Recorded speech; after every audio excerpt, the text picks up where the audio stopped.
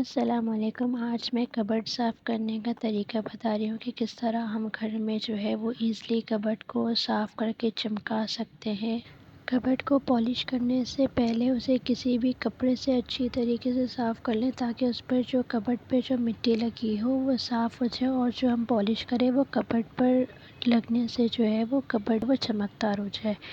वैसे तो पॉलिश हम बाहर से भी ले सकते हैं, लेकिन जो घर में पॉलिश का जो रिज़ल्ट आता है वो बहुत ही अच्छा आता है और बहुत ही लॉन्ग लास्टिंग होता है। जिसके लिए जो हमें 2 टेबलस्पून जो है वो ऑलिव ऑयल लेना होता है, साथ में जो है वो 1 टेबलस्पून जो है वो सिरका विनेगर लेना होता है। जो बाहर के जो केमिकल्स होते हैं उसकी जो स्मेल होती है वो काफ़ी टाइम तक रहती है कबर्ड्स में।